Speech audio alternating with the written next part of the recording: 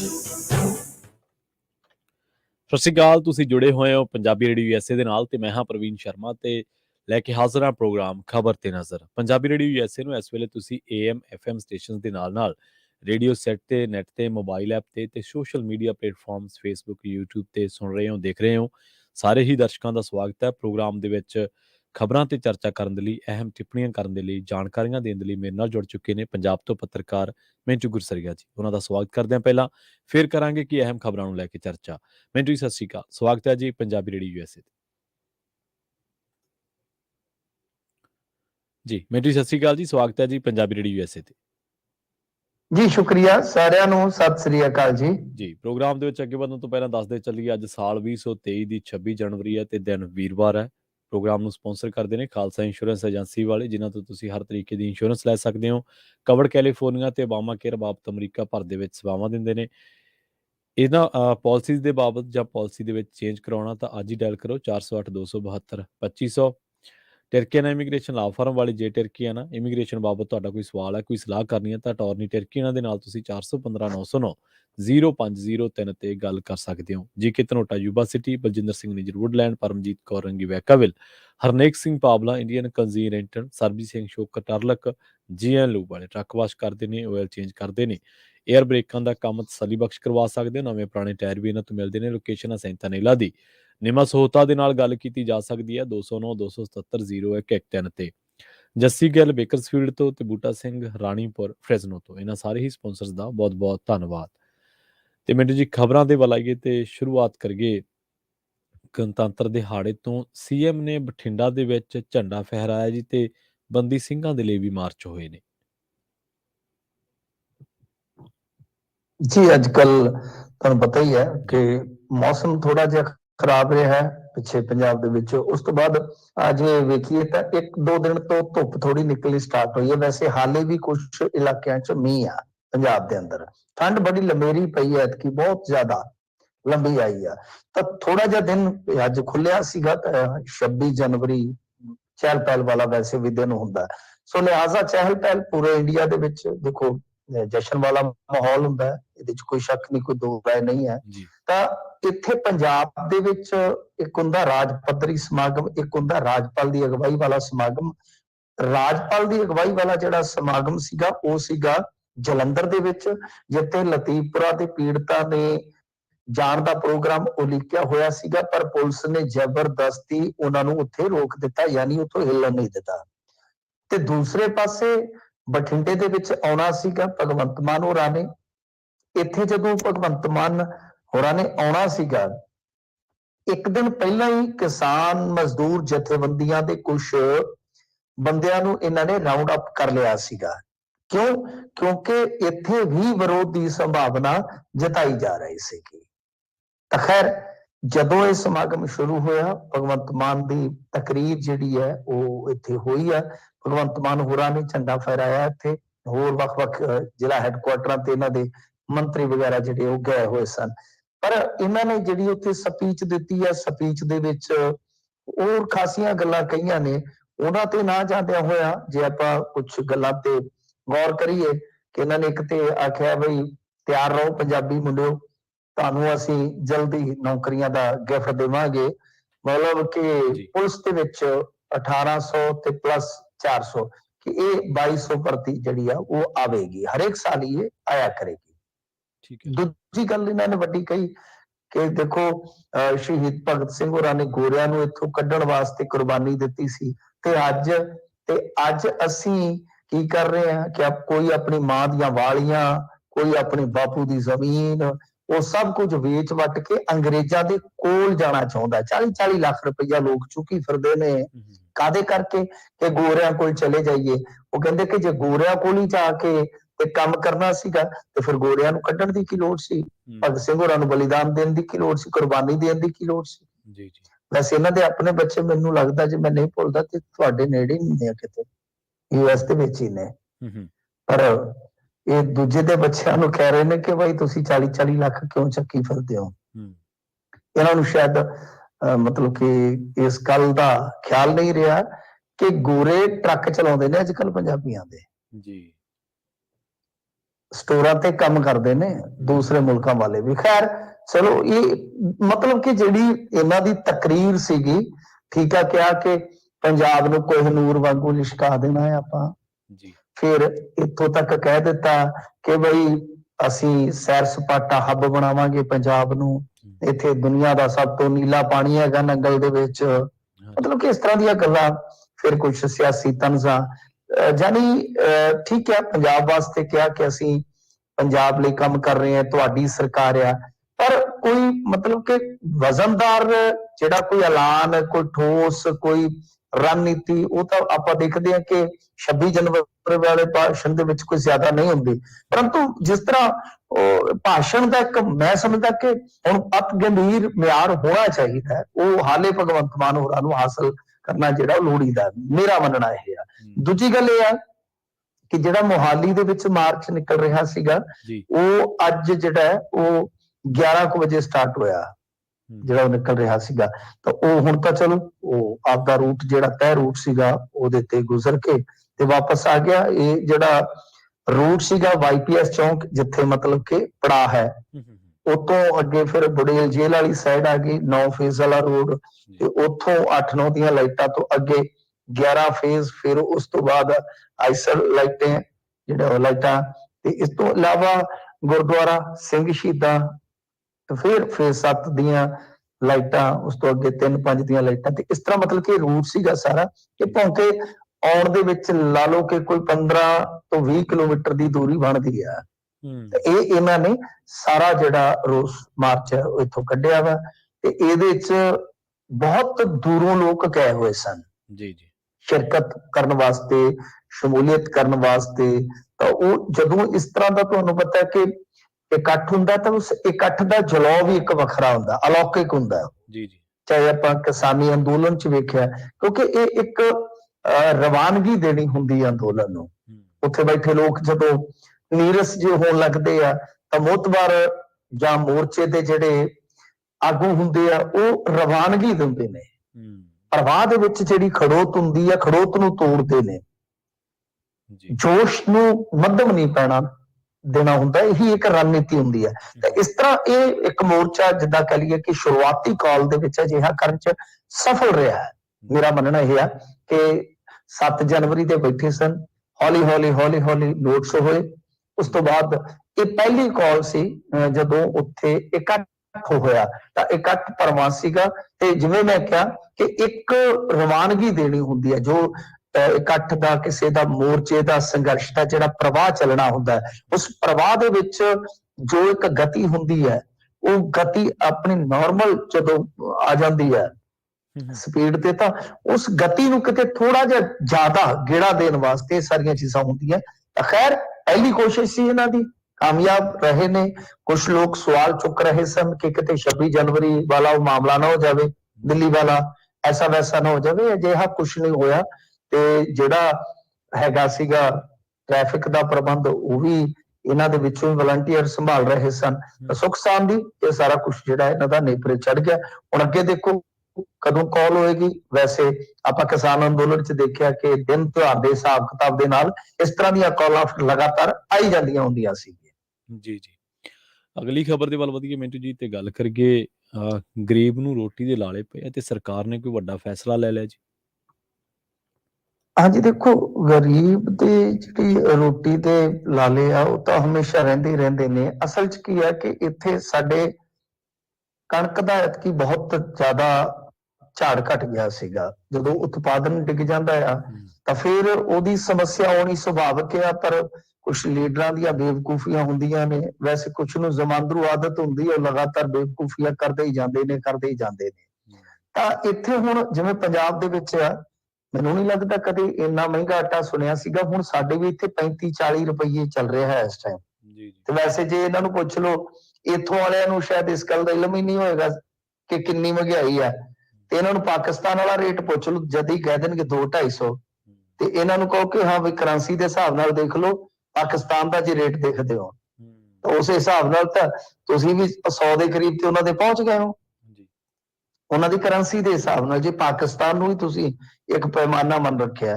ਤਾਂ ਖੈਰ ਇਹਦੇ ਚ ਕੀ ਸੀਗਾ ਪ੍ਰਵੀਨ ਜੀ ਮਸਲਾ ਸੀ ਕਿ ਉਤਪਾਦਨ ਡਿੱਗਿਆ, ਫਿਰ ਇਸ ਤੋਂ ਇਲਾਵਾ ਬੇਵਕੂਫੀ ਇਹਨਾਂ ਨੇ ਇਹ ਕੀਤੀ ਕਿ ਐਕਸਪੋਰਟ ਖੋਲ ਦਿੱਤਾ ਕਿ ਲਓ ਜੀ ਅਸੀਂ ਪੂਰੀ ਦੁਨੀਆ ਦਾ ਢਿੱਡ ਭਰਾਂਗੇ। ਰਸ਼ੀਆ ਯੂਕਰੇਨ ਵਾਰ ਸ਼ੁਰੂ ਹੋਣ ਤੋਂ ਬਾਅਦ ਅਚਾਨਕ ਉਤਪਾਦਨ ਡਿੱਗ ਪਿਆ, ਟੀਚੇ ਜਿਹੜੇ ਉਹ ਪਿੱਛੇ ਰਹਿ ਗਏ। ਪੰਜਾਬ ਦਾ ਖੁਦ ਦਾ ਜਿਹੜਾ ਟੀਚਾ ਸੀਗਾ ਉਹਦੇ ਤੋਂ ਮੇਰੇ ਖਿਆਲ ਦੇ ਨਾਲ 26 MLT ਪਿੱਛੇ ਰਹਿ ਗਿਆ ਪੰਜਾਬ, ਔਰ 7000 ਕਰੋੜ ਦਾ ਰਗੜਾ ਖਾ ਗਿਆ। ਤਾਂ ਉਸ ਸੂਰਤ ਚ ਕੀ ਸੀਗਾ ਕਿ ਐਕਸਪੋਰਟ ਬੈਨ ਕਰਨਾ ਪਿਆ। ਫਿਰ ਹੋਇਆ ਕਿ ਉਤਪਾਦਨ ਹਰਿਆਣੇ ਚ ਵੀ ਡਿੱਗਿਆ ਜੀ। ਉਹਦਾ ਸਿੱਟਾ ਕੀ ਨਿਕਲਿਆ? ਸਿੱਟਾ ਇਹ ਨਿਕਲਿਆ ਕਿ ਜਿਹੜਾ ਸਟਾਕ ਪਿਆ ਸੀ, ਸਟਾਕ ਤੇਜ਼ੀ ਨਾਲ ਘਟਣਾ ਸਟਾਰਟ ਹੋ ਗਿਆ। ਫਿਰ ਇਹਨਾਂ ਨੂੰ ਇਹ ਲੱਗਿਆ ਕਿ ਦੇਖੋ ਮੈਂ ਤੁਹਾਨੂੰ ਸਮਝਾ ਦੇਵਾਂ ਇੱਕ ਗੱਲ, ਇੰਡੀਆ ਨੇ ਇੱਕ ਸਟਾਕ ਦਾ ਜਿਹੜਾ ਹੈ ਨਾ ਫਿਗਰ ਜਿਹੜਾ ਉਹ ਇੱਕ ਤਰ੍ਹਾਂ ਨਾਲ ਕਹਿ ਲਓ ਕਿ ਤੈਅ ਕੀਤਾ ਹੋਇਆ ਕਿ ਇਸ ਫਿਗਰ ਤੋਂ ਥੱਲੇ ਨਹੀਂ ਜਾਣਾ। ਉਹ ਹੈਗਾ 214 ਕਰੋੜ ਜੀ ਟਨ। ਇਸ ਤਰ੍ਹਾਂ ਮਤਲਬ ਕਿ ਇਹਨਾਂ ਨੇ ਉਹ ਮਿੱਥਿਆ ਹੋਇਆ ਕਿ ਇਹਦੇ ਤੋਂ ਥੱਲੇ ਜੇ ਜਾਵਾਂਗੇ ਤਾਂ ਫਿਰ ਬਹੁਤ ਔਖਾ ਹੋ ਜਾਏਗਾ। ਸੋ ਲਿਹਾਜ਼ਾ ਇਹਨਾਂ ਨੇ ਫਿਰ ਸੋਚਣਾ ਸ਼ੁਰੂ ਕੀਤਾ ਸੀ ਸਤੰਬਰ ਅਕਤੂਬਰ ਦੇ ਵਿੱਚ ਕਿ ਇਹ ਤੇ ਬਾਜ਼ੀ ਬਹੁਤ ਪੁੱਠੀ ਪੈ ਗਈ ਆ, ਹੁਣ ਕੀ ਕੀਤਾ ਜਾ ਸਕਦਾ ਹੈ। ਸੋ ਗੱਲ ਇਹ ਹੈ ਕਿ ਜਿਸ ਸਮੇਂ 297 MLT ਇਸ ਟਾਈਮ ਮੌਜੂਦ ਹੈ, ਵੈਸੇ 214 MLT ਜਿਹੜਾ ਹੈ ਨਾ ਉਹ ਹਰ ਟਾਈਮ ਸਟਾਕ ਰਹਿਣਾ ਚਾਹੀਦਾ। ਮੈਂ ਕਰੋੜ ਟਨ ਕਹਿ ਗਿਆ, MLT ਆਪਾਂ ਜੇ ਕਹੀਏ ਤਾਂ ਮੀਟਰ ਕ ਲੱਖ ਟਨ, ਇਹਨੂੰ ਆਪਾਂ ਏਦਾਂ ਲੈਣਾ ਵਾ, MLT ਉਹਨੂੰ ਕਹਿ ਦਿੰਦੇ ਆ। ਤਾਂ ਕਹਿਣ ਦਾ ਮਤਲਬ ਕਿ 214 MLT ਜਿਹੜਾ ਉਹ ਇੰਡੀਆ 'ਚ ਹਰ ਟਾਈਮ ਸਟਾਕ ਦੇ ਵਿੱਚ ਰਹਿਣਾ ਚਾਹੀਦਾ ਹੈ। ਇਹਨੂੰ ਤੁਸੀਂ ਮੰਨ ਕੇ ਚੱਲੋ ਕਿ ਬਈ ਘੱਟੋ ਘੱਟ ਤਾਂ ਇਸ ਟਾਈਮ ਕਿੰਨਾ ਸੀ 297 MLT। ਤਾਂ ਇਹ ਅਕਤੂਬਰ ਦੇ ਵਿੱਚ ਇਹਨਾਂ ਨੇ ਵੇਖਿਆ ਕਿ ਘਟਣਾ ਸ਼ੁਰੂ ਹੋ ਰਿਹਾ। ਫਿਰ ਇਹਨਾਂ ਨੇ ਸਟੇਟਾਂ ਦੇ ਨਾਲ ਸੈਟਲਮੈਂਟ ਕਰਨੀ ਚਾਹੀ, ਏਦਾਂ ਕਰੋ ਜੀ ਤੁਸੀਂ ਚੌਲ ਲੈ ਲਓ ਵਧੇਰੇ, ਕਿਉਂਕਿ ਦੋਨੇ ਚੀਜ਼ਾਂ ਆ ਗਈਆਂ ਨਾ ਇਹਦੇ ਵਿੱਚ ਸਟਾਕ 'ਚ, ਚੌਲ ਵਧੇਰੇ, ਕਣਕ ਇੱਥੇ ਵੀ ਘੱਟ ਹੈ। ਠੀਕ ਹੈ। ਤੇ ਇਹਨਾਂ ਨੇ ਕਿਹਾ ਕੁਝ ਰਾਜਾਂ ਨੂੰ, ਜਿਵੇਂ ਗੁਜਰਾਤ ਹੈ, ਹੁਣ ਗੁਜਰਾਤ ਵਿੱਚ ਉਹਨਾਂ ਨੂੰ ਹੁੰਦਾ ਹੀ ਹੈ ਨਾ ਬਈ ਸਾਡੇ ਬੰਦੇ ਯਾਰ ਦੇਸ਼ ਤੇ ਰਾਜ ਕਰਦੇ ਆ, ਪੂਰੀ ਦੁਨੀਆ 'ਚ ਤੂਤੀ ਬੋਲਦੀ ਹੈ। ਤਾਂ ਗੁਜਰਾਤ ਨੂੰ ਵੀ ਆਫਰ ਕੀਤਾ ਗਿਆ ਸੀ, ਤਾਂ ਗੁਜਰਾਤ ਨੇ ਕਿਹਾ ਕਿ ਨਹੀਂ ਅਸੀਂ ਤੇ ਚੌਲ ਤੇ ਖਾਂਦੇ ਹੀ ਆ, ਸਾਨੂੰ ਤੇ ਪੰਜਾਬ ਵਾਲੀ ਕਣਕ ਚਾਹੀਦੀ ਹੈ। ਤੋ ਮਤਲਬ ਕਿ ਇਹ ਚੀਜ਼ ਵੀ ਜਿਹੜੀ ਥੋੜੀ ਕਸੂਤੀ ਬਣ ਗਈ। ਸੋ ਬਹਰਹਾਲ ਮਤਲਬ ਕਿ ਹੁਣ ਇੱਕ ਵੱਡਾ ਕ੍ਰਾਈਸਿਸ ਇਹ ਖੜਾ ਹੋ ਗਿਆ ਕਿ ਕਣਕ ਆਉਣੀ ਆ ਅਪ੍ਰੈਲ ਦੇ ਵਿੱਚ। ਅਪ੍ਰੈਲ ਦੇ ਵਿੱਚ ਵੀ ਛੱਡੋ ਤੁਸੀਂ, ਆਪਣੇ ਮੇਰੇ ਖਿਆਲ ਦੇ ਨਾਲ ਵਿਸਾਖੀ 13 ਤੋਂ ਬਾਅਦ ਵਾਢੀ ਜਿਹੜੀ ਹੈ ਪੂਰੀ ਪੀਕ ਤੇ ਪਹੁੰਚਦੀ ਹੈ, ਤੇ ਮਈ ਦੇ ਵਿੱਚ ਫਿਰ ਖਰੀਦ ਵਾਲਾ ਕੰਮ ਜਿਹੜਾ ਖਤਮ ਹੁੰਦਾ ਹੈ ਜੀ। ਤਾਂ ਮੰਨ ਕੇ ਚਲੋ ਕਿ ਅਪ੍ਰੈਲ ਮਈ ਦੇ ਵਿੱਚ ਜਾ ਕੇ ਹੁਣ ਕਣਕ ਆਉਣੀ ਹੈ। ਪੰਜਾਬ ਵਾਲੀ ਕਣਕ ਨੇ ਕਸਰਾਂ ਕੱਢਣੀਆਂ ਹੁੰਦੀਆਂ ਜਾਂ MP ਵਾਲੀ ਕਣਕ ਨੇ। ਬਾਕੀ ਸਟੇਟਾਂ ਥੋੜੀਆਂ ਬਹੁਤਾ, ਜਿਵੇਂ ਹਰਿਆਣਾ ਨੂੰ ਛੱਡ ਦਿਓ, UP ਨੂੰ ਛੱਡ ਦਿਓ, ਬਾਕੀ ਥੋੜਾ ਬਹੁਤਾ ਹੀ ਕੰਟਰੀਬਿਊਸ਼ਨ ਹੈ। ਤੇ ਹੁਣ ਜਿਹੜੇ 2-2.5 ਮਹੀਨੇ ਫਿਰ ਕਿੱਦਾਂ ਨਿਕਲਣਗੇ? ਫਲੋਰ ਮਿੱਲਾਂ ਜਿਹੜੀਆਂ ਨੇ ਉਹ ਬੰਦ ਹੋ ਗਈਆਂ, ਰੇਟ ਵੱਧ ਗਏ ਨੇ। ਕਣਕ ਹੀ ਤੁਸੀਂ ਵੇਖ ਲਓ ਕਿ 32-3300 ਨੂੰ ਹੋ ਗਈ ਹੈ। ਕਦੇ ਸੁਣਿਆ ਸੀ 32-3300 ਨੂੰ ਕਣਕ ਵਿਕੇਗੀ? 32-3300 ਨੂੰ ਕਣਕ ਵਿਕ ਰਹੀ ਹੈ। ਤਾਂ ਹੁਣ ਕੀ ਕਰ ਰਹੇ ਨੇ? ਹੁਣ ਇਹਨਾਂ ਨੇ ਅੱਜ ਵੱਡਾ ਐਲਾਨ ਕਰ ਦਿੱਤਾ ਹੈ ਕਿ 30 MLT, ਹੁਣ ਮੈਂ ਜਿਵੇਂ ਤੁਹਾਨੂੰ ਇੱਕ ਫਿਗਰ ਕੋਟ ਕੀਤਾ ਸੀਗਾ ਕਿ 297 MLT, ਠੀਕ ਹੈ ਜੀ, ਕਿ ਉਹ ਭੰਡਾਰਨ ਦੇ ਵਿੱਚ ਹੈ। ਤਾਂ 297 ਤੇ ਚਾਹੀਦਾ ਕਿੰਨਾ? 214। ਤਾਂ ਬਾਕੀ ਕਿੰਨਾ ਵਧਿਆ? 83, ਹੈ ਨਾ, 83 MLT। 83 MLT ਜਿਹੜਾ ਇਹਨਾਂ ਦੇ ਕੋਲ ਵਾਫਰ ਹੈ ਮਿਨੀਮਮ ਤੋਂ, ਤਾਂ ਉਹਦੇ ਚੋਂ ਕਿੰਨਾ 30 ਇਹਨਾਂ ਨੇ ਕੀ ਕਰ ਦਿੱਤਾ ਕਿ ਓਪਨ ਮਾਰਕੀਟ 'ਚ ਸੇਲ ਲਈ ਭੇਜਦਾ। ਓਪਨ ਮਾਰਕੀਟ ਸੇਲ ਮਤਲਬ ਕਿ ਜਿੱਦਾਂ ਉਹ ਸ਼ਾਰਟੇਜ ਆ ਗਈ ਕਿਸੇ ਚੀਜ਼ ਦੀ, ਫਰਜ਼ ਕਰੋ ਆਪਣੀ ਮੰਡੀ ਦੇ ਵਿੱਚ ਸ਼ਾਰਟੇਜ ਆ ਗਈ, ਗੰਢੇ ਨਹੀਂ ਮਿਲ ਰਹੇ, ਰਾਈਟ। ਤਾਂ ਕੀ ਕੀਤਾ ਸਰਕਾਰ ਨੇ ਕਿ ਸਰਕਾਰ ਨੇ ਮੰਡੀ ਦੇ ਵਿੱਚ ਇੱਕ ਟਰੱਕ ਭੇਜ ਦਿੱਤਾ ਪਿਆਜ਼ ਦਾ ਭਰ ਕੇ ਨਾਸਿਕ ਤੋਂ। ਤਾਂ ਉਹ ਕੀ ਹੋ ਗਿਆ ਕਿ ਓਪਨ ਮਾਰਕੀਟ ਦੇ ਵਿੱਚ ਉਥੋਂ ਖਰੀਦ ਕੇ ਤੇ ਤੁਸੀਂ ਗਾਂ ਵੇਚ ਸਕੋ ਤੇ ਗਾਂ ਆਪ ਲੈ ਜਾ ਸਕੋ, ਕੋਈ ਚੱਕਰ ਨਹੀਂ ਹੈ। ਤਾਂ ਏਦਾਂ ਹੁਣ ਇਹਨਾਂ ਨੇ 30 MLT ਕੱਢਿਆ, ਪਰ ਬਹੁਤ ਦੇਰ ਕਰ ਦਿੱਤੀ, ਬਹੁਤ ਦੇਰ ਕਰ ਦਿੱਤੀ ਹੈ। ਮੈਂ ਅਕਤੂਬਰ ਨਵੰਬਰ ਤੋਂ ਦੇਖ ਰਿਹਾ ਸੀਗਾ ਕਿ ਇਹ ਕਹਾਣੀ ਖਰਾਬ ਹੋ ਰਹੀ ਹੈ, ਤਾਂ ਸ਼ਾਇਦ ਹੁਣ ਓਪਨ ਸੇਲ ਦੇ ਵਿੱਚ ਆਉਣਗੇ, ਹੁਣ ਆਉਣਗੇ। ਤਾਂ ਹੁਣ ਅਖੀਰ ਜਿਹੜੀ ਭਾਰਤ ਸਰਕਾਰ ਆ ਓਪਨ ਮਾਰਕੀਟ ਦੀ ਸੇਲ ਦੇ ਵਿੱਚ ਆ ਗਈ ਕਿ ਅਸੀਂ 30 MLT ਅਨਾਜ ਲੈ ਕੇ ਆ ਰਹੇ ਹਾਂ ਜੀ। ਅਗਲੀ ਖਬਰ ਦੇ ਵੱਲ ਵਧੀਆ ਮਿੰਟੂ ਜੀ, ਤੇ ਗੱਲ ਕਰੀਏ ਗੂਗਲ ਦੀ। ਗੂਗਲ ਇੱਕ ਹੋਰ ਝਟਕਾ ਦੇਣ ਦੀ ਤਿਆਰੀ ਦੇ ਵਿੱਚ ਹੈ ਜੀ। ਨਹੀਂ ਗੂਗਲ ਬਾਬਾ ਨੂੰ ਕਹੋ ਕਿ ਬਸ ਕਰੇ ਯਾਰ, ਬਹੁਤ ਝਟਕੇ ਦੇ ਰਹੇ ਨੇ ਇਹ ਤਾਂ ਜੀ। ਕਿਉਂਕਿ ਗੂਗਲ ਬਾਬਾ ਨੇ ਹੁਣ ਤੱਕ ਜੇ ਆਪਾਂ ਦੇਖੀਏ ਤਾਂ ਸ਼ਾਇਦ 1.25 ਲੱਖ ਕਰਮਚਾਰੀਆਂ ਦੀ ਛਾਂਟੀ ਕਰ ਦਿੱਤੀ ਹੈ। ਠੀਕ ਹੈ। ਤਾਂ ਗੂਗਲ ਬਾਬਾ ਐਸਾ ਕਰੇਗਾ ਤਾਂ ਫਿਰ ਬਈ ਗੂਗਲ ਤੇ ਲੋਕ ਸਰਚਾ ਮਾਰ ਮਾਰ ਕੇ ਜੌਬ ਕਿੱਥੋਂ ਲੱਭਣਗੇ? ਇਹੀ ਵੇਖਣਗੇ ਕਿ ਮੇਰੀ ਸ਼ਾਂਤੀ ਤੇ ਨਹੀਂ ਹੋ ਗਈ। ਤਾਂ ਖੈਰ ਇੱਕ ਝਟਕਾ ਹੋਰ ਇਹ ਦੇ ਰਹੇ ਨੇ ਜਿਹੜੇ CEO ਆ ਸੁੰਦਰ ਪਿਚਾਈ, ਉਹਨਾਂ ਨੇ ਕਿਹਾ ਕਿ ਬਈ ਗੱਲ ਇਹ ਹੈ ਕਿ ਕੰਪਨੀ ਦੇ ਲਾਗਤ ਕਟੌਤੀ ਦੇ ਉਪਾਵਾਂ ਦੇ ਸਿੱਟੇ ਵਜੋਂ ਛੋਟੀ ਦੇ ਅਧਿਕਾਰੀਆਂ ਦੀ ਤਨਖਾਹ 'ਚ ਕਟੌਤੀ ਕਰ ਰਹੇ ਆ। ਮਤਲਬ ਕਿ ਪਹਿਲਾਂ ਸ਼ਾਂਤੀ, ਹੁਣ ਕਟੌਤੀ। ਹਿੰਦੀ 'ਚ ਬੋਲਦੇ ਆ ਪਹਿਲਾਂ ਸ਼ੰਟਣੀ ਔਰ ਹੁਣ ਉਸ ਤੋਂ ਬਾਅਦ ਕਟੌਤੀ ਆ ਗਈ। ਤਾਂ ਇਹ ਤਾਂ ਬਹੁਤ ਹੈ ਕਿ ਜਿਨ੍ਹਾਂ ਨੇ ਨੌਕਰੀ ਆਪਣੀ ਗਵਾਈ ਨਹੀਂ, ਉਹਨਾਂ ਨੂੰ ਤਨਖਾਹ ਗਵਾਉਣੀ ਪੈ ਰਹੀ ਹੈ। ਤਾਂ ਯਾਨੀ ਟੇਕ ਕੰਪਨੀਆਂ ਦਾ ਤਾਂ ਫਿਰ ਇੱਕ ਤਰ੍ਹਾਂ ਨਾਲ ਕਹਿ ਲਈਏ ਕਿ ਬੂਮ ਵਾਲਾ ਪਟਾਕਾ ਜਿਹੜਾ ਸੀ ਨਾ ਪੈ ਗਿਆ। ਇਹਨਾਂ ਨੇ ਬੂਮ ਹਾਸਲ ਕੀਤਾ। ਜਿਵੇਂ ਦੁਨੀਆ ਲੋਕਡਾਊਨ 'ਚ ਗਈ ਤਾਂ IT ਸੈਕਟਰ ਦਾ ਬਹੁਤ ਕੰਮ ਚੱਲਿਆ ਜੀ। ਆਨਲਾਈਨ ਐਜੂਕੇਸ਼ਨ ਹੈ ਜੀ, ਹੋਮ ਡਿਲੀਵਰੀ ਹੈ ਜੀ, ਫਲਾਣਾ ਹੈ, ਟਮਕਾਣਾ ਹੈ, ਵਗੈਰਾ ਵਗੈਰਾ। ਤਾਂ ਹੁਣ ਇਹੀ ਲੱਗਦਾ ਆਪਾਂ 23 'ਚ ਆ ਗਏ, 20-21 ਕੱਟ ਕੇ। ਤਾਂ ਇਹੋ ਹੈ ਕਿ ਜਿਸ ਤਰੀਕੇ ਦੇ ਨਾਲ Amazon ਤੋਂ ਲੈ ਕੇ ਗੂਗਲ ਤੱਕ, ਫੇਸਬੁੱਕ ਤੱਕ ਇਹਨਾਂ ਨੇ ਹੁਣ ਹੀ ਮੈਂ ਦੇਖ ਰਿਹਾ ਸੀਗਾ ਇੱਕ ਅੰਕੜਾ, ਪਿੱਛੇ ਜੇ ਰਿਪੋਰਟ ਸੀਗੀ ਸ਼ਾਇਦ NYT ਦੀ, ਉਹਦੇ 'ਚ ਤੁਹਾਡੇ US ਦੀ ਰਿਪੋਰਟ ਸੀ, ਮੈਂ ਪੜ੍ਹ ਰਿਹਾ ਕਿ 2 ਲੱਖ ਕਰਮਚਾਰੀਆਂ ਦੀ ਛੁੱਟੀ ਕੀਤੀ ਗਈ ਹੈ ਪਿਛਲੇ ਸਾਲ। ਤੇ ਜੇ ਜਨਵਰੀ ਦੇ ਹਿਸਾਬ ਨਾਲ ਚੱਲੋਗੇ ਤਾਂ ਉੱਥੇ ਤਾਂ ਬਹੁਤ ਜ਼ਿਆਦਾ ਫਿਰ ਕਟੌਤੀ ਹੋਰ ਇਸ ਦਿਨਾਂ ਦੇ ਵਿੱਚ ਚੱਲੀ ਹੈ। ਤਾਂ ਇਹ ਜ਼ਿਆਦਾਤਰ ਕਹਿੰਦੇ ਆ ਕਿ ਮਾਰ ਪਈ ਇੰਡੀਅਨ ਤੇ, ਜਿਹੜੀ ਇੰਡੀਅਨ IT ਸੈਕਟਰ ਦੇ ਕਹਿ ਲਓ ਕਿ ਸਪੈਸ਼ਲਿਸਟ ਨੇ ਜਾਂ ਮਾਹਰ ਨੇ, ਉਹ 40% ਉਹਦੇ ਚੋਂ ਇਕੱਲੇ ਇੰਡੀਅਨ ਨੇ। ਉਹਨਾਂ ਲਈ ਉਹ H1B ਵਾਲਿਆਂ ਲਈ ਉਹ ਇੱਕ ਹੈ ਕਿ ਜੇ ਅੱਗੇ ਤੁਸੀਂ ਇੰਨੇ ਦਿਨਾਂ 'ਚ ਜੌਬ ਨਹੀਂ ਹਾਸਲ ਕਰੋਗੇ ਤਾਂ ਚਲੋ ਵਾਪਸ। ਹੁਣ ਜਦੋਂ ਮੰਨ ਲਓ ਤੁਸੀਂ IT ਦੇ ਮਤਲਬ ਕਿ ਮਾਹਰ ਹੋ, ਪ੍ਰੋਫੈਸ਼ਨਲ ਹੋ, ਤਾਂ ਗੱਲ ਕੀ ਹੈ ਕਿ IT ਸੈਕਟਰ 'ਚ ਹੀ ਜੌਬ ਤਲਾਸ਼ੋਗੇ ਨਾ। ਹਾਂਜੀ, ਬਿਲਕੁਲ। ਤਾਂ ਉੱਥੋਂ IT 'ਚ ਤਾਂ ਛੁੱਟੀ ਹੋ ਰਹੀ ਹੈ, ਸ਼ਾਂਤੀ ਹੋ ਰਹੀ ਹੈ। ਤਾਂ ਇਹ ਵੀ ਇੱਕ ਸਮੱਸਿਆ ਜਿਹੜੀ ਹੈ ਬਹੁਤ ਵੱਡੀ ਹੈ। ਤਾਂ ਖੈਰ ਇਹਦੇ ਕਾਰਨ ਤੇ ਕਈ ਨੇ।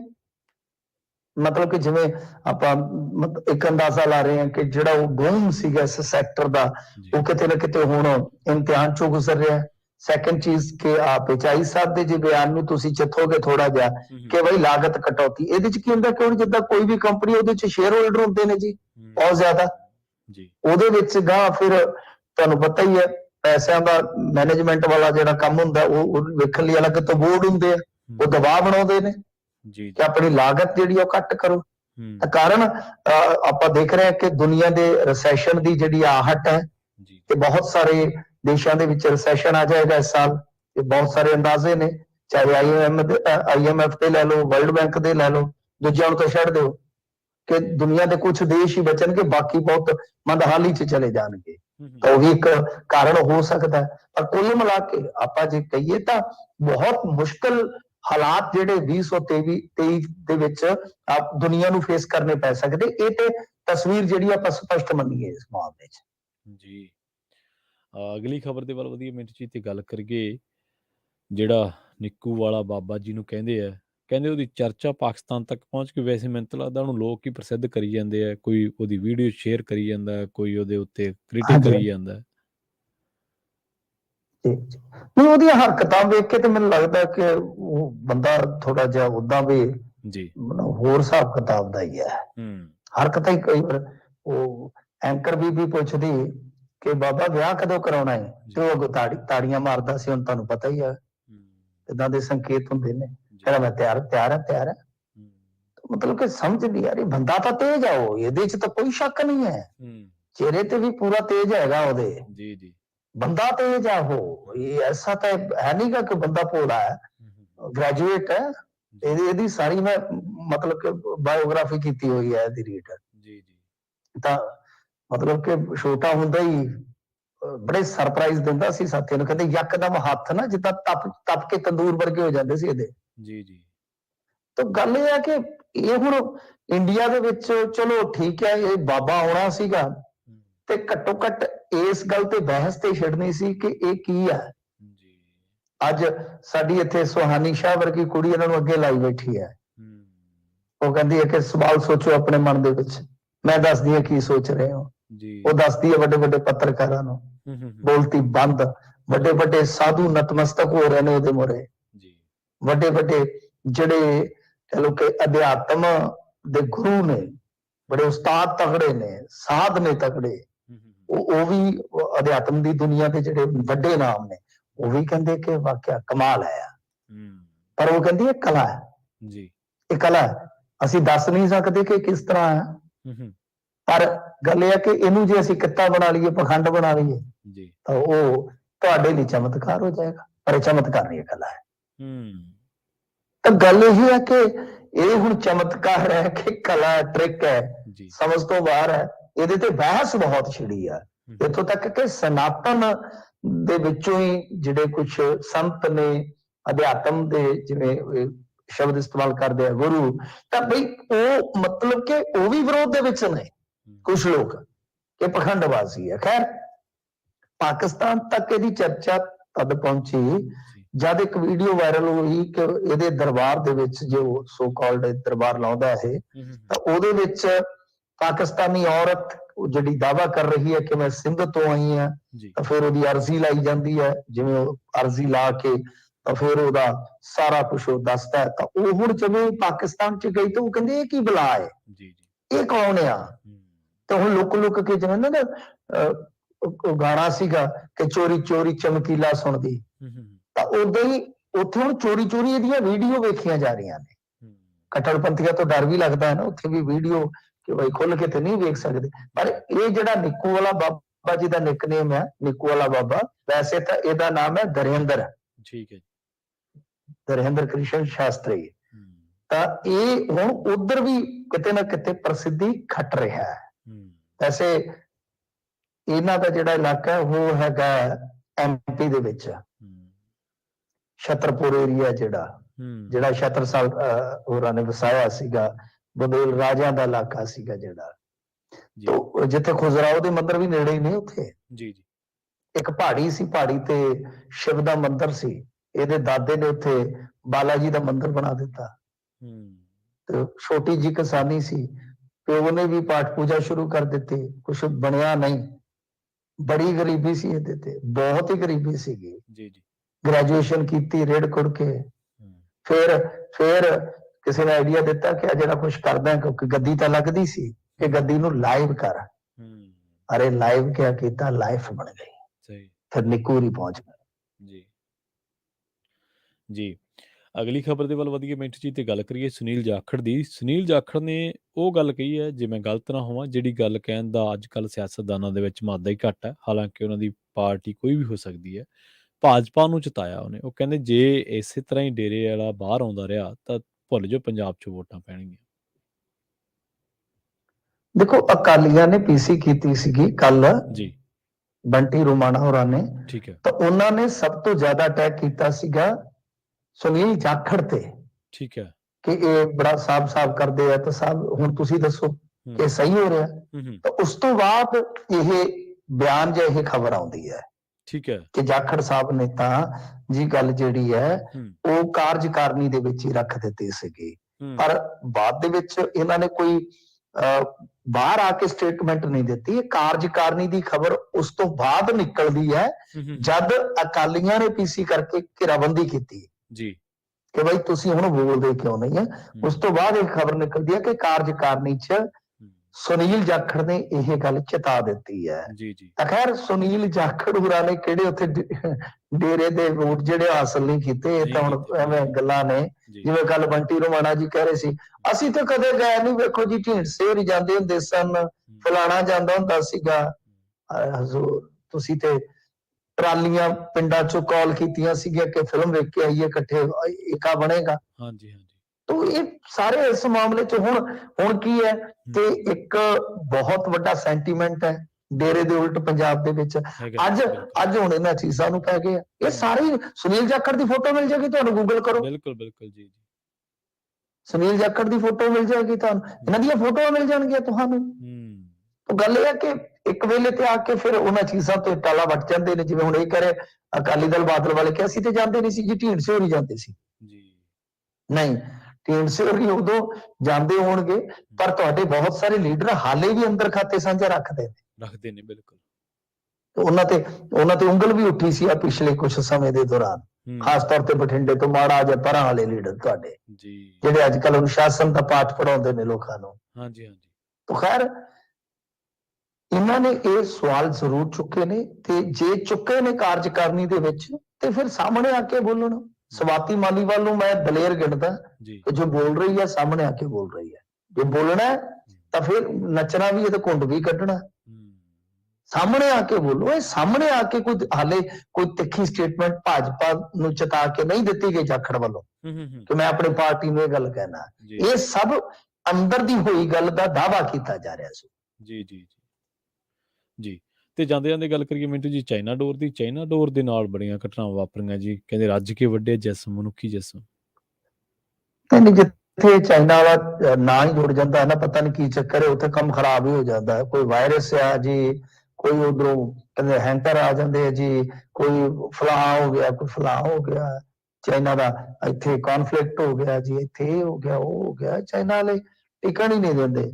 ਤਾਂ ਖੈਰ ਇਹ ਡੋਰ ਜਿਹੜੀ ਹੈ ਅੱਜ, ਕਿਉਂਕਿ ਬਸੰਤ ਪੰਚਮੀ ਸੀਗੀ, ਬਸੰਤ ਪੰਚਮੀ ਦੇ ਮੌਕੇ ਇਹਨਾਂ ਨੇ ਵੇਖੋ ਸਖਤਾਈ ਤੇ ਬੜੀ ਕੀਤੀ ਹੈ। ਪਹਿਲੀ ਸਰਕਾਰ ਮੈਂ ਵੇਖੀ ਆ ਕਿ ਜਿਹਦੇ ਵਿੱਚ ਇੰਨੀ ਜ਼ਿਆਦਾ ਚਾਈਨਾ ਡੋਰ ਵਿਰੁੱਧ ਮੁਹਿੰਮ ਵਿੱਢੀ ਗਈ ਹੈ, ਪਰ ਲੋਕ ਨਹੀਂ ਹਟਦੇ ਜ਼ਰੂਰ, ਨਹੀਂ ਹਟਦੇ ਲੋਕ। ਮੰਗਵਾਉਂਦੇ ਵੀ ਆ, ਵੇਚਦੇ ਵੀ ਆ, ਪਤੰਗਾ ਵੀ ਚੜਾਉਂਦੇ ਨੇ, ਉਹ ਇੱਕ ਦੂਜੇ ਨਾਲ ਪੇਚੇ ਵੀ ਪਾਉਂਦੇ ਆ। ਫਿਰ ਹੁੰਦਾ ਕੀ ਆ ਕਿ ਆ ਜਿਹੜੀਆਂ ਤਾਰਾਂ ਹੁੰਦੀਆਂ ਨੇ, ਸ਼ਹਿਰਾਂ ਦੀ ਸਪਲਾਈ ਕੱਟਣੀ ਪੈਂਦੀ ਹੈ, ਅੜ ਜਾਂਦੀਆਂ ਨੇ ਤਾਰਾਂ ਦੇ ਵਿੱਚ। ਬਹੁਤ ਥਾਵਾਂ ਤੇ ਸਪਲਾਈ ਦੇ ਵਿੱਚ ਵੀ ਵਿਘਨ ਪੈਂਦਾ। ਸੋ ਅੱਜ ਵੀ ਜੇ ਤੁਸੀਂ ਵੇਖੋਗੇ ਤਾਂ ਕਈ ਥਾਵਾਂ ਤੇ ਸਮਰਾਲੇ ਇੱਕ ਡਿਲੀਵਰੀ ਬॉय ਵਿਚਾਰਾ, ਉਹਦਾ ਮੂੰਹ ਵੱਢਿਆ ਗਿਆ ਸਾਰਾ। ਇੱਕ ਬਜ਼ੁਰਗ, ਉਹਦਾ ਜਿਸਮ ਜਿਹੜਾ ਉਹ ਐ ਛਨਣੀ ਕਰ ਦਿੱਤਾ। ਡੋਰ ਫਿਰ ਜਾਂਦੀ ਹੈ ਨਾਲ ਦੀ ਨਾਲ। ਹੋਰ ਪਤਾ ਹੀ ਨਹੀਂ ਕਿੰਨੀਆਂ ਕੁ ਘਟਨਾਵਾਂ ਨੇ।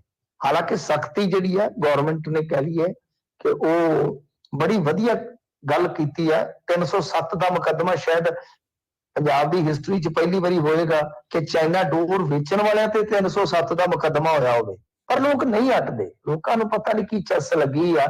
ਲੋਕ ਪਤੰਗ ਚੜਾਉਂਦੇ ਆ, ਵੇਚਦੇ ਵੀ, ਵੱਟਦੇ ਵੀ ਆ। ਪਰ ਕੁਝ ਲੋਕਾਂ ਨੇ ਤੌਬਾ ਜ਼ਰੂਰ ਕੀਤੀ ਆ, ਵੇਖ ਕੇ ਕਿ ਪੰਛੀ, ਇਨਸਾਨ ਇਹਦੀ ਚਪੇਟ ਦੇ ਵਿੱਚ ਆ ਕੇ ਕਿਸ ਤਰ੍ਹਾਂ ਵੱਢੇ ਜਾਂਦੇ ਆ। ਕੁਝ ਲੋਕਾਂ ਨੇ ਜ਼ਰੂਰ ਤੌਬਾ ਕੀਤੀ ਵੇਚਣ ਵਾਲਿਆਂ ਕਿ ਨਹੀਂ, ਦਫਾ ਕਰੋ, 4 ਪੈਸੇ ਘੱਟ ਵੱਟ ਲਾਂਗੇ, ਕੋਈ ਕੱਚੀ ਡੋਰ ਵੇਚ ਲਵਾਂਗੇ, ਪਰ ਇਸ ਤਰ੍ਹਾਂ ਨਹੀਂ ਅਸੀਂ ਵੇਚ ਕੇ ਤੇ ਆਹ ਕੰਮ ਨਹੀਂ ਜੇ ਕਰਨਾ। ਜੀ ਜੀ ਮਿੰਟੂ ਜੀ, ਇਹਨਾਂ ਖਾਸ ਖਬਰਾਂ ਤੇ ਖਾਸ ਜਾਣਕਾਰੀਆਂ ਦੇਣ ਦੇ ਲਈ ਤੁਹਾਡਾ ਬਹੁਤ ਬਹੁਤ ਧੰਨਵਾਦ ਜੀ। ਜੀ ਸ਼ੁਕਰੀਆ ਜੀ। ਸੋ ਪ੍ਰੋਗਰਾਮ ਖਬਰ ਤੇ ਨਜ਼ਰ ਦੇ ਪਹਿਲੇ ਹਿੱਸੇ ਦੇ ਵਿੱਚ ਆਪਣੇ ਨਾਲ ਜੁੜੇ ਸਨ ਮਿੰਟੂ ਗੁਰਸਰੀਆ ਜੀ, ਜਿਨ੍ਹਾਂ ਦੇ ਨਾਲ ਆਪਾਂ ਕਈ ਅਹਿਮ ਖਬਰਾਂ ਨੂੰ ਲੈ ਕੇ ਚਰਚਾ ਕੀਤੀ ਹੈ। ਵੇਲਾ ਹੋ ਚੱਲਿਆ ਇੱਕ ਛੋਟੀ ਜਿਹੀ ਬ੍ਰੇਕ ਦੇ ਲਈ ਰੁਕਣ ਦਾ। ਬ੍ਰੇਕ ਤੋਂ ਪਾਰ ਕੁਝ ਹੋਰ ਅਹਿਮ ਖਬਰਾਂ ਵੱਲ ਚੱਲਾਂਗੇ, ਗੱਲਬਾਤ ਕਰਾਂਗੇ। ਕੁੰਵਰ ਵਿਜੇ ਪ੍ਰਤਾਪ ਦੇ ਅਸਤੀਫਾ ਪ੍ਰਵਾਨ ਹੋਣ ਦੇ ਆਸਾਰ ਮੱਧਮ ਪਏ ਨੇ, ਤੇ ਉਸ ਤੋਂ ਬਾਅਦ ਸਲਾਹਕਾਰ ਬੋਰਡ ਵੱਲੋਂ ਅਕਾਲੀ ਦਲ ਨੂੰ ਪੰਥ ਦੇ ਸ਼ੰਕੇ ਦੂਰ ਕਰਨ ਦੀ ਸਲਾਹ ਦਿੱਤੀ ਗਈ ਹੈ। ਸੋ BBC ਦਸਤਾਵੇਜ਼ੀ ਹੈ, ਉਹਦੇ ਵਿੱਚ ਉਸੇ ਮਾਮਲੇ ਦੇ ਵਿੱਚ ਜਾਮੀਆ ਦੇ ਵਿੱਚ 70 ਵਿਦਿਆਰਥੀ ਹਿਰਾਸਤ ਦੇ ਵਿੱਚ ਲਏ ਗਏ ਹੈ। FCI ਦੇ 4 ਕਾਰਕੁਨਾਂ ਨੂੰ ਹਿਰਾਸਤ ਦੇ ਵਿੱਚ ਲੈਣ ਦਾ ਵਿਰੋਧ ਕਰਨ ਦੇ ਲਈ ਇਕੱਠੇ ਹੋਏ ਸਨ ਵਿਦਿਆਰਥੀ। ਤਾਂ ਇਹਨਾਂ ਸਾਰੀਆਂ ਖਬਰਾਂ ਦੇ ਨਾਲ ਨਾਲ ਕਈ ਹੋਰ ਅਹਿਮ ਖਬਰਾਂ ਬਾਰੇ ਚਰਚਾ ਕਰਾਂਗੇ। ਜੁੜੇ ਰਹੋ ਪੰਜਾਬੀ ਰੇਡੀਓ USA ਦੇ ਨਾਲ। ਜਲਦ ਵਾਪਸੀ ਹੋਵੇਗੀ ਸ਼ਾਰਟ ਬ੍ਰੇਕ ਤੋਂ ਬਾਅਦ।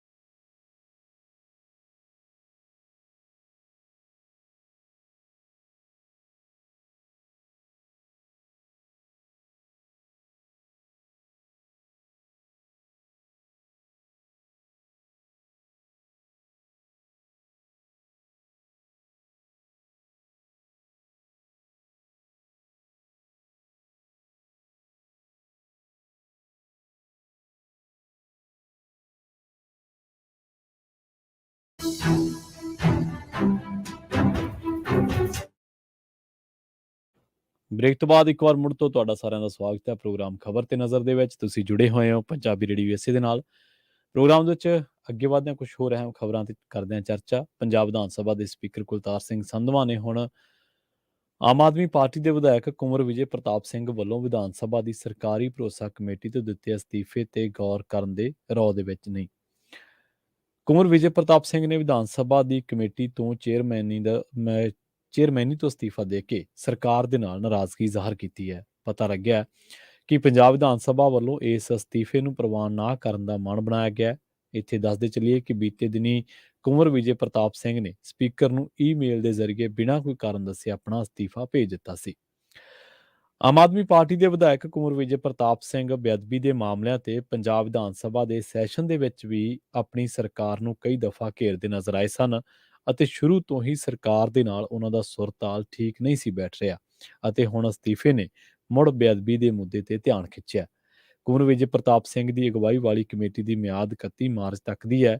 ਪਤਾ ਲੱਗਿਆ ਕਿ ਵਿਧਾਨ ਸਭਾ ਬਾਕੀ ਰਹਿੰਦੇ 2 ਮਹੀਨਿਆਂ ਦੇ ਲਈ ਸਰਕਾਰੀ ਭਰੋਸਿਆਂ ਤੇ ਅਮਲ ਸੰਬੰਧੀ ਕਮੇਟੀ ਦਾ ਨਵਾਂ ਚੇਅਰਮੈਨ ਥਾਪ ਸਕਦੀ ਹੈ, ਪਰ ਉਸ ਤੋਂ ਪਹਿਲਾਂ ਅਸਤੀਫਾ ਪ੍ਰਵਾਨ ਕਰਨਾ ਪਊਗਾ। ਚੇਅਰਮੈਨ ਦੀ ਗੈਰ ਮੌਜੂਦਗੀ ਦੇ ਵਿੱਚ ਵਿਧਾਨ ਸਭਾ ਦਾ ਸਕੱਤਰ ਕਮੇਟੀ ਦੀ ਅਗਲੀ ਮੀਟਿੰਗ ਬੁਲਾ ਸਕਦਾ ਹੈ, ਜਿਸ ਦੇ ਵਿੱਚ ਕਮੇਟੀ ਮੈਂਬਰ ਆਪਣੇ ਵਿੱਚੋਂ ਹੀ ਕਾਰਜਕਾਰੀ ਚੇਅਰਮੈਨ ਦੀ ਚੋਣ ਕਰ ਸਕਦੇ ਨੇ। ਪਤਾ ਲੱਗਿਆ ਕਿ ਕੁੰਵਰ ਵਿਜੇ ਪ੍ਰਤਾਪ ਸਿੰਘ ਨੇ ਸਰਕਾਰੀ ਭਰੋਸਿਆਂ ਤੇ ਅਮਲ ਵਾਲੀ ਕਮੇਟੀ ਦੀ ਮੀਟਿੰਗ 20 ਜਨਵਰੀ ਨੂੰ ਬੁਲਾਈ ਹੋਈ ਸੀ, ਜਿਸ ਦੇ ਵਿੱਚ ਡੀਜੀਪੀ ਅਤੇ ਗ੍ਰਹਿ ਸਕੱਤਰ ਤੋਂ ਇਲਾਵਾ ਹੋਰਨਾਂ ਅਧਿਕਾਰੀਆਂ ਨੂੰ ਵੀ ਸੱਦਿਆ ਹੋਇਆ ਸੀ।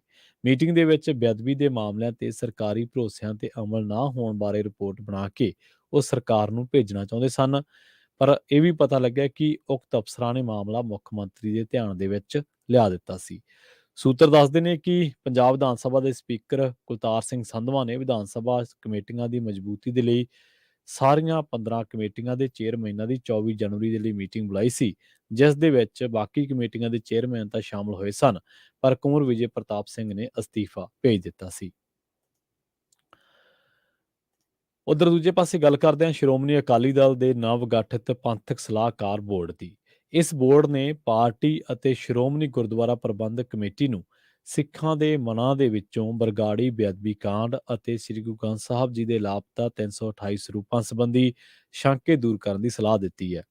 ਅਕਾਲੀ ਦਲ ਦੇ ਪ੍ਰਧਾਨ ਸੁਖਬੀਰ ਸਿੰਘ ਬਾਦਲ ਦੀ ਪ੍ਰਧਾਨਗੀ ਹੇਠ ਹੋਈ ਮੀਟਿੰਗ ਦੇ ਦੌਰਾਨ ਪਾਰਟੀ ਨੂੰ ਦਰਪੇਸ਼ ਪੰਥਕ ਚੁਣੌਤੀਆਂ ਅਤੇ ਸਿੱਖ ਮਾਮਲਿਆਂ ਤੇ ਚਰਚਾ ਕਰਦਿਆਂ ਪਾਰਟੀ ਆਗੂਆਂ ਨੇ ਇਸ ਗੱਲ ਤੇ ਜ਼ੋਰ ਦਿੱਤਾ ਹੈ ਕਿ ਸਿੱਖ ਕੌਮ ਦੋਵਾਂ ਮਾਮਲਿਆਂ ਦੇ ਲਈ ਅਕਾਲੀ ਦਲ ਦੇ ਆਗੂਆਂ ਅਤੇ ਸ਼੍ਰੋਮਣੀ ਕਮੇਟੀ ਦੇ ਪ੍ਰਬੰਧਕਾਂ ਨੂੰ ਜ਼ਿੰਮੇਵਾਰ ਮੰਨਦੀ ਹੈ। ਇਸ ਸੰਬੰਧੀ ਸਿੱਖ ਮਨਾਂ ਦੇ ਵਿੱਚ ਉਪਜੇ ਸ਼ੰਕੇ ਦੂਰ ਕਰਨਾ ਜ਼ਰੂਰੀ ਹੈ।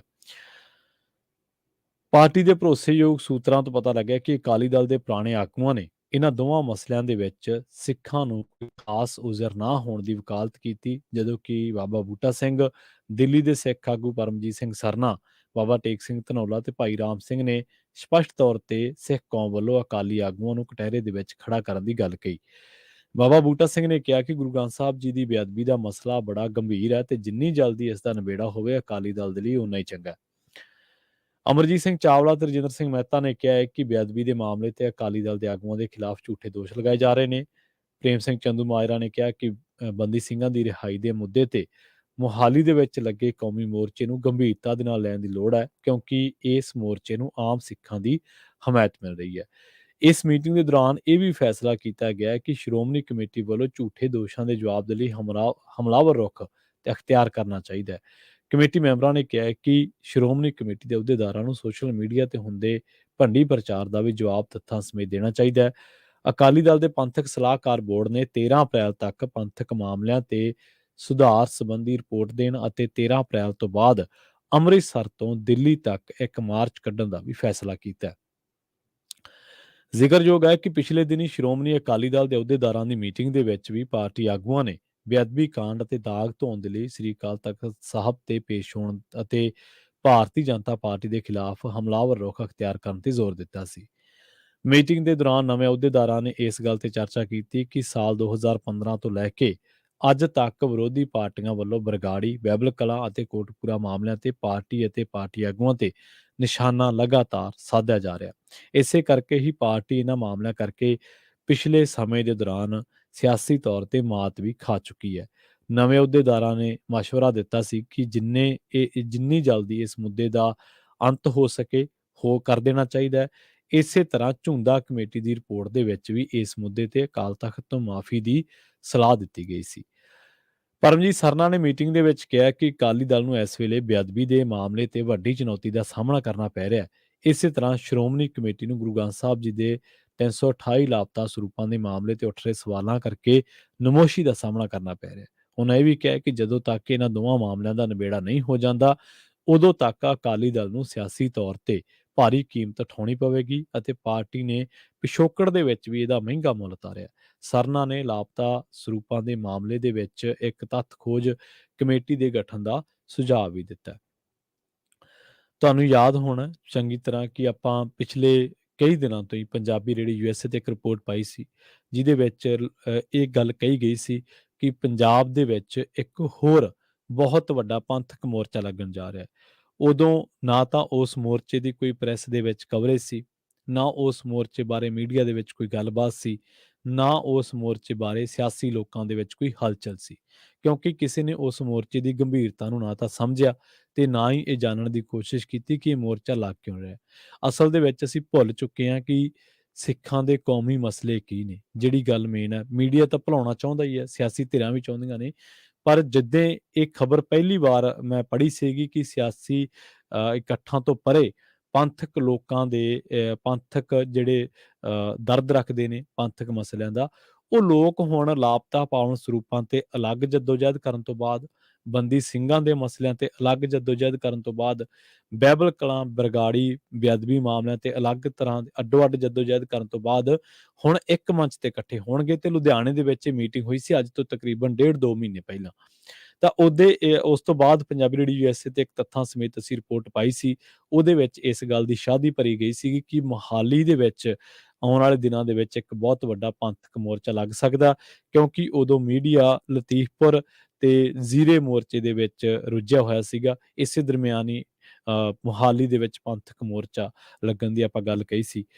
ਹੁਣ ਵੀ ਉੱਥੇ ਕੋਈ ਜ਼ਿਆਦਾ ਖਾਸ ਕਵਰੇਜ ਨਹੀਂ ਹੈ, ਪਰ ਜੇ ਤੁਸੀਂ ਕੱਲ੍ਹ ਦੇ ਮਾਰਚ ਦੀਆਂ ਤਸਵੀਰਾਂ ਸੋਸ਼ਲ ਮੀਡੀਆ ਤੇ ਕੱਢ ਕੇ ਵੇਖੋਗੇ ਤਾਂ ਤੁਹਾਨੂੰ ਪਤਾ ਲੱਗੂਗਾ ਕਿ ਆਮ ਸਿੱਖ ਸੰਗਤ ਦੀ ਹਮਾਇਤ ਉਸ ਮੋਰਚੇ ਨੂੰ ਕਿੰਨੀ ਵੱਡੀ ਹੈ। ਮੀਡੀਆ ਦਾ ਇੱਕ ਹਿੱਸਾ ਜਿਹੜਾ ਪੰਜਾਬ ਪ੍ਰਸਤ ਹੈ, ਜਿਹੜਾ ਪੰਥ ਪ੍ਰਸਤ ਹੈ, ਉਹ ਜ਼ਰੂਰ ਇਸ ਮੋਰਚੇ ਦੀ ਸਮੇਂ ਦਰ ਸਮੇਂ ਗੱਲ ਕਰਦਾ ਆ ਰਿਹਾ ਹੈ, ਪਰ ਹੁਣ ਤੁਸੀਂ ਦੇਖੋ ਕਿ ਇਸ ਮੋਰਚੇ ਨੇ ਸਿਆਸੀ ਸਫਾਂ ਦੇ ਵਿੱਚ ਵੀ ਤਰਥੱਲੀ ਮਚਾਈ ਹੋਈ ਹੈ, ਖਾਸ ਕਰਕੇ ਅਕਾਲੀ ਦਲ ਦੀ। ਅਕਾਲੀ ਦਲ ਦੀ ਦਿੱਕਤ ਇਹ ਹੈ ਕਿ ਸਿਆਸੀ ਤੌਰ ਤੇ ਉਹਨਾਂ ਨੂੰ ਭਾਜਪਾ ਤੋਂ ਬਿਨਾਂ ਹੋਰ ਕੋਈ ਰਾਹ ਨਹੀਂ ਲੱਭਦਾ, ਪਰ ਜਦੋਂ ਉਹ ਪੰਥਕ ਮੁਹਾਜ਼ ਤੇ ਆਉਂਦੇ ਨੇ ਤਾਂ ਉਹਨਾਂ ਦੇ ਲੀਡਰ ਆਪ ਹੀ ਮੰਨਦੇ ਨੇ ਕਿ ਆ ਜਿਹੜੀ ਮੀਟਿੰਗ ਹੋ ਕੇ ਹਟੀ ਹੈ, ਜਿਹੜੀ ਅਕਾਲੀ ਦਲ ਦੇ ਅਹੁਦੇਦਾਰਾਂ ਦੀ ਮੀਟਿੰਗ ਦੇ ਵਿੱਚ ਵੀ ਪਾਰਟੀ ਆਗੂਆਂ ਨੇ ਇਹ ਗੱਲ ਮੰਨੀ ਸੀ ਕਿ ਬੇਅਦਬੀ ਕਾਂਡ ਦਾ ਦਾਗ ਧੋਣਾ ਪਊਗਾ, ਸ੍ਰੀ ਅਕਾਲ ਤਖਤ ਸਾਹਿਬ ਤੇ ਪੇਸ਼ ਹੋਣਾ ਪਊਗਾ ਤੇ ਭਾਰਤੀ ਜਨਤਾ ਪਾਰਟੀ ਦੇ ਖਿਲਾਫ ਹਮਲਾਵਰ ਰੁਖ ਅਖਤਿਆਰ ਕਰਨਾ ਪਊਗਾ। ਸੋ ਇਸ ਵੇਲੇ 4 ਅਹਿਮ ਮਸਲੇ ਨੇ ਜਿਨ੍ਹਾਂ ਦੇ ਉੱਤੇ ਪੰਥਕ ਸਿਆਸਤ ਖੜੀ ਹੈ, ਪੰਥਕ ਰਾਜਨੀਤੀ ਖੜੀ ਹੈ ਤੇ ਸਿੱਖ ਕੌਮ ਵੀ ਇਹਨਾਂ ਮਸਲਿਆਂ ਤੇ ਫੈਸਲਾਕੁੰਨ ਹੋਈ ਖੜੀ ਹੈ ਕਿ ਜਿੰਨਾ ਚਿਰ ਇਹਨਾਂ ਮਸਲਿਆਂ ਤੇ ਸਾਨੂੰ ਕੋਈ ਰਾਹ ਨਹੀਂ ਦੱਸਿਆ ਜਾਂਦਾ ਤਾਂ ਉਹਨਾਂ ਚਿਰ ਅਸੀਂ ਇਹਨਾਂ ਦੀ ਇਨਸਾਫ ਇਹਨਾਂ ਦੀ ਗੱਲ ਕਰਦੇ ਰਹਾਂਗੇ। ਉਹ ਮਸਲਾ ਕੀ ਹੈ? ਬਾਈਬਲ ਕਲਾਂ ਬਰਗਾੜੀ ਦਾ ਗੋਲੀ ਕਾਂਡ, ਲਾਪਤਾ ਪਾਵਨ ਸਰੂਪਾਂ ਦਾ ਮਸਲਾ, ਇਸੇ ਤਰ੍ਹਾਂ ਜਿਹੜਾ ਗੁਰੂ ਗ੍ਰੰਥ ਸਾਹਿਬ ਜੀ ਦੀ ਬੇਅਦਬੀ ਦਾ ਮਸਲਾ, ਇਸੇ ਤਰ੍ਹਾਂ ਬੰਦੀ ਸਿੰਘਾਂ ਦਾ ਮਸਲਾ। ਸੋ ਇਹ 4-5 ਵੱਡੇ ਇਸ਼ੂ ਨੇ ਜਿਨ੍ਹਾਂ ਦੇ ਉੱਤੇ ਮੁਹਾਲੀ ਮੋਰਚਾ ਵੀ ਹੁਣ ਲੱਗਿਆ ਹੋਇਆ। ਹਾਲਾਂਕਿ ਲੰਘੇ ਦਿਨੀ ਉੱਥੇ ਜਦੋਂ ਧਾਮੀ ਸਾਹਿਬ ਗਏ ਤਾਂ ਉਹਨਾਂ ਦੀ ਕਾਰ ਦੇ ਸ਼ੀਸ਼ੇ ਭੰਨ ਦਿੱਤੇ ਗਏ। ਇਹਦੇ ਵਿੱਚ ਵੀ ਕਈ ਲੋਕਾਂ ਦੇ ਵਿੱਚ ਦੋ ਫਾੜ ਸੀ, ਦੋ ਰਾਏ ਸੀ ਲੋਕ ਕਿ ਜਿਹੜਾ ਵੀ ਬੰਦਾ ਪਹੁੰਚ ਰਿਹਾ ਉਹਦੇ ਨਾਲ ਇਸ ਤਰ੍ਹਾਂ ਨਹੀਂ ਸੀ ਹੋਣਾ ਚਾਹੀਦਾ। ਤੇ ਦੂਜੀ ਧਿਰ ਸੀ ਉਹ ਕਹਿੰਦੇ ਵੀ ਜਜ਼ਬਾਤੀ ਤੌਰ ਤੇ ਲੋਕ ਹੁਣ SGPC ਤੋਂ ਹਾਰੇ ਹੋਏ ਨੇ, ਹੰਬੇ ਹੋਏ ਨੇ, ਮਾਫ਼ ਕਰਨਾ, ਤਾਂ ਉਹ ਇੱਕ ਜਜ਼ਬਾਤੀ ਵੇਗ ਸੀਗਾ। ਪਰ ਹੁਣ ਫਿਰ ਵੀ ਇੱਕ ਹਿੱਸਾ ਕਵਰੇਜ ਕਰਨ ਲੱਗਿਆ। ਪਰ ਆਪਾਂ ਪੰਜਾਬੀ ਰੇਡੀਓ USA ਤੇ ਲਗਾਤਾਰ ਉਸ ਜਿਹੜਾ ਵੀ ਮੋਰਚਾ ਪੰਜਾਬ ਦੇ ਵਿੱਚ ਲੱਗਿਆ, ਜਿੱਥੇ ਪੰਜਾਬੀਅਤ ਦੀ ਗੱਲ ਹੁੰਦੀ ਹੈ, ਪੰਜਾਬ ਦੀ ਗੱਲ ਹੁੰਦੀ ਹੈ, ਧਰਤੀ, ਪਾਣੀ, ਮਿੱਟੀ, ਕੌਮ, ਪੰਥ, ਜਿੱਥੇ ਕਿਤੇ ਵੀ ਇਹ ਗੱਲ ਹੁੰਦੀ ਹੈ, ਭਾਵੇਂ ਉਹ ਕਿੱਡਾ ਹੀ ਛੋਟਾ ਇਕੱਠ ਹੈ, ਕਿੱਡਾ ਹੀ ਵੱਡਾ ਇਕੱਠ ਹੈ, ਤਾਂ ਆਪਾਂ ਉਹਦੀ ਚਰਚਾ ਇਸ ਮੰਚ ਤੇ ਜ਼ਰੂਰ ਕਰੀਦੀ ਹੈ, ਕਿਉਂਕਿ ਮੰਚ ਹੀ ਇਸ ਵਾਸਤੇ ਆਪਣੇ ਸਾਰਿਆਂ ਕੋਲੇ। ਸੋ ਆਉਣ ਵਾਲੇ ਦਿਨਾਂ ਦੇ ਵਿੱਚ ਵੀ ਜਿਹੜੀਆਂ ਇਹਨਾਂ ਚੀਜ਼ਾਂ ਤੇ ਚਰਚਾ ਹੁੰਦੀ ਰਹੂਗੀ, ਇਸ ਮੋਰਚੇ ਤੇ ਚਰਚਾ ਹੁੰਦੀ ਰਹੂ। ਪਰ ਤੁਸੀਂ ਦੇਖੋ ਕਿ ਇਸ ਮੋਰਚੇ ਦੇ ਵਿੱਚ ਤਾਕਤ ਕਿੰਨੀ ਹੈ। ਇਸ ਮੋਰਚੇ ਨੇ ਹੁਣ ਅਕਾਲੀ ਦਲ ਨੂੰ ਵੀ ਮਜਬੂਰ ਕੀਤਾ ਕਿ ਜਾਂ ਤਾਂ ਲੈਣ ਦੇ ਉਸ ਪਾਰ ਖੜ ਜਾਓ ਤੇ ਜਾਂ ਲੈਣ ਦੇ ਇਸ ਪਾਰ ਖੜ ਜਾਓ। ਸੋ ਦੋਨਾਂ ਲੈਣਾਂ ਦੇ ਵਿੱਚ ਕਿ ਸਿਆਸੀ ਤੌਰ ਤੇ ਭਾਜਪਾ ਦੇ ਨਾਲ ਯਾਰੀਆਂ ਰੱਖਣੀਆਂ, ਅੰਦਰ ਤੌਰ ਤੇ ਗੋਟੀਆਂ ਫਿੱਟ ਕਰੀ ਰੱਖਣੀਆਂ, ਤੇ ਜਦੋਂ ਪੰਥਕ ਮਸਲਾ ਆਵੇ ਉਦੋਂ ਉਧਰ ਹਮਲਾਵਰ ਰੁਖ ਅਖਤਿਆਰ ਕਰ ਲੈਣਾ। ਸੋ ਇਹ ਦਵੰਦ ਹੈ, ਇਹ ਇੱਕ ਤਰ੍ਹਾਂ ਨਾਲ ਛੱਛੋ ਪੰਜ ਆ ਬਹੁਤ ਤਕੜੀ। ਪਰ ਹੁਣ ਆਉਣ ਵਾਲੇ ਦਿਨਾਂ ਦੇ ਵਿੱਚ ਸੰਗਤ ਤੇ ਪੰਥ ਹੀ ਨਿਆਂ ਕਰੂਗਾ ਕਿ ਕਿਹੜੇ ਪਾਸੇ ਕਿਹਨੇ ਖੜਨਾ। ਪਰ ਇੰਨਾ ਜ਼ਰੂਰ ਹੈ ਕਿ ਇਹ ਚਾਰ ਜਿਹੜੇ ਅਹਿਮ ਇਸ਼ੂ ਨੇ, ਜਿਹੜੇ ਕਿ ਅਲੱਗ-ਅਲੱਗ ਤਰ੍ਹਾਂ ਤੇ ਇਹ ਮਹਿਸੂਸ ਕੀਤੀ ਗਈ ਗੱਲ ਬਹੁਤ ਸਾਰੇ ਪੰਥਕ ਆਗੂਆਂ ਵੱਲੋਂ ਕਿ ਅਸੀਂ ਪਹਿਲਾਂ ਤਾਂ ਬਾਈਬਲ ਕਲਾਂ ਜਿਹੜਾ ਸੰਘਰਸ਼ ਕਰ ਰਹੇ ਹਾਂ, ਫਿਰ ਅਲੱਗ ਤੋਂ ਲਾਪਤਾ ਪਾਵਨ ਸਰੂਪਾਂ ਤੇ ਅੰਮ੍ਰਿਤਸਰ ਸਾਹਿਬ ਵਿਖੇ ਸੰਘਰਸ਼ ਕਰ ਰਹੇ ਹਾਂ, ਫਿਰ ਬੰਦੀ ਸਿੰਘਾਂ ਦੇ ਬਾਰੇ ਗੱਲਬਾਤ ਤਾਂ ਚੱਲਦੀ ਹੈ, ਪਰ ਉਹ ਕਦੇ ਕਿਤੇ ਮੁਜ਼ਾਹਰਾ ਕਰ ਲਿਆ, ਕਦੇ ਕਿਤੇ ਮੁਜ਼ਾਹਰਾ ਕਰ ਲਿਆ। ਕਿਉਂ ਨਾ ਇਹਨਾਂ ਸਾਰੇ ਮਸਲਿਆਂ ਤੇ ਇੱਕ ਥਾਈਂ ਮੁਜ਼ਾਹਰਾ ਜਿਹੜਾ ਉਹ ਮੋਰਚਾ ਲਾਇਆ ਜਾਵੇ ਤੇ ਸਰਕਾਰ ਨੂੰ ਉੱਥੇ ਲਿਆਂਦਾ ਜਾਵੇ, ਉਸ ਮੰਚ ਤੇ ਲਿਆਂਦਾ ਜਾਵੇ। ਤਾਂ ਉਸ ਤੋਂ ਬਾਅਦ ਹੀ ਫਿਰ ਮੋਹਾਲੀ ਮੋਰਚੇ ਦਾ ਜਿਹੜੀ ਨੀਂਹ ਆ ਉਹ ਰੱਖੀ ਗਈ। ਸੋ ਆਉਣ ਵਾਲੇ ਦਿਨਾਂ ਦੇ ਵਿੱਚ ਵੀ ਦੇਖਾਂਗੇ। ਪਰ ਹਾਂ, ਅਕਾਲੀ ਦਲ ਦੇ ਵਿੱਚ ਇਹ ਜ਼ਰੂਰ ਇੱਕ ਤਬਕਾ ਹੈ ਜਿਹੜਾ ਇਸ ਗੱਲ ਨੂੰ ਮਹਿਸੂਸ ਕਰਦਾ ਹੈ ਕਿ ਇਹ ਜਿਹੜੀਆਂ ਚੀਜ਼ਾਂ ਹੋਈਆਂ ਅਕਾਲੀ ਦਲ ਦੇ ਰਾਜ ਦੇ ਵਿੱਚ ਸੱਤਾ ਦੇ ਦੌਰਾਨ, ਜੋ ਗੁਨਾਹ ਹੋ ਗਏ ਪੰਥਕ ਤੌਰ ਤੇ, ਜੋ ਖੁਨਾਮੀਆਂ ਹੋ ਗਈਆਂ, ਉਹਨਾਂ ਦੀ ਭਰਪਾਈ ਕਰਨੀ ਜ਼ਰੂਰੀ ਹੈ। ਪਰ ਕੁਛ ਕੁ ਲੋਕ ਹਾਲੇ ਵੀ ਬੇਸ਼ੱਕ ਉੱਪਰੋਂ ਕਿਵੇਂ ਨੇ, ਲਿਬਾਸ ਕਿਵੇਂ ਹੀ ਹੈ, ਪਰ ਅੰਦਰੋਂ ਉਹਨਾਂ ਦੀ ਸੋਚ ਕੋਈ ਪੰਥ ਪ੍ਰਸਤ ਨਹੀਂ ਹੈ, ਤੇ ਬਸ ਇੱਕ ਪਰਿਵਾਰ ਦੇ ਆਲੇ ਦੁਆਲੇ ਉਹਨਾਂ ਦਾ ਜਿਹੜਾ ਸਾਰਾ ਭਗਤੀ ਮਹਿਮਾ ਮੰਡਣਾ ਉਹ ਚੱਲਦਾ ਹੈ, ਤੇ ਉਸ ਪਰਿਵਾਰ ਨੂੰ ਜੋ ਉਹਨਾਂ ਦੇ ਕੰਨ ਸੁਣ ਕੇ ਰਾਜੀ ਹੈ ਉਹ ਉਹੀ ਸੁਣਾਉਂਦੇ ਨੇ। ਉਹਨਾਂ ਨੂੰ ਕੋਈ ਇਹਨਾਂ ਚੀਜ਼ਾਂ ਦੇ ਨਾਲ ਨਹੀਂ ਹੈ ਕਿ ਇਹਨਾਂ ਮਸਲਿਆਂ ਦਾ ਹੱਲ ਹੋਵੇ ਜਾਂ ਨਿਆਂ ਮਿਲੇ, ਨਹੀਂ। ਉਹ ਕਹਿੰਦੇ ਵੀ ਬਸ ਸਾਹਿਬ ਖੁਸ਼ ਹੋਣੇ ਚਾਹੀਦੇ ਆ, ਸਾਹਿਬ ਦੇ ਕੰਨਾਂ ਨੂੰ ਉਹ ਗੱਲ ਹੋਣੀ ਚਾਹੀਦੀ ਜਿੱਥੇ ਸਾਹਿਬ ਕਹਿਣ ਕਿ ਹਾਂ, ਹੱਸ ਕੇ ਵੀ ਆਹ ਠੀਕ ਹੈ, ਆਹ ਸਾਡੀ ਸ਼ਾਨ ਦੇ ਵਿੱਚ ਹੈ। ਸੋ ਠੀਕ ਹੈ, ਤੁਸੀਂ ਸਾਹਿਬ ਨੂੰ ਖੁਸ਼ ਕਰ ਲਓ, ਲੋਕ ਆਪਣਾ ਰਸਤਾ ਅਖਤਿਆਰ ਕਰ ਲੈਣਗੇ। ਸੋ ਇੱਥੇ ਹੀ ਪ੍ਰੋਗਰਾਮ ਖਬਰ ਤੇ ਨਜ਼ਰ ਨੂੰ ਆਪਾਂ ਸਮਾਪਤ ਕਰਾਂਗੇ। ਪੰਜਾਬੀ ਰੇਡੀਓ ਯੂਐਸਏ ਦੀ ਅਗਲੀ ਪੇਸ਼ਕਸ਼ program update America. Update America ਦੇ ਵਿੱਚ ਅਮਰੀਕਾ ਦੇ ਨਾਲ ਵਿਸ਼ਵ ਭਰ ਦੇ ਵਿੱਚ ਵਾਪਰੀਆਂ ਅਹਿਮ ਅਤੇ ਵੱਡੀਆਂ ਘਟਨਾਵਾਂ, ਖਬਰਾਂ ਬਾਰੇ ਤੁਹਾਨੂੰ ਦਿੱਤੀਆਂ ਜਾਣੀਆਂ ਖਾਸ ਜਾਣਕਾਰੀਆਂ। ਜੁੜੇ ਰਹੋ ਪੰਜਾਬੀ ਰੇਡੀਓ ਯੂਐਸਏ ਦੇ ਨਾਲ। ਤੇ ਆਖਿਰ ਦੇ ਵਿੱਚ ਇੱਕ ਵਾਰ ਫਿਰ ਤੋਂ ਤੁਹਾਨੂੰ ਸਭ ਨੂੰ ਪਿਆਰ ਸਤਿਕਾਰ ਸਹਿਤ ਸਤਿ ਸ਼੍ਰੀ ਅਕਾਲ।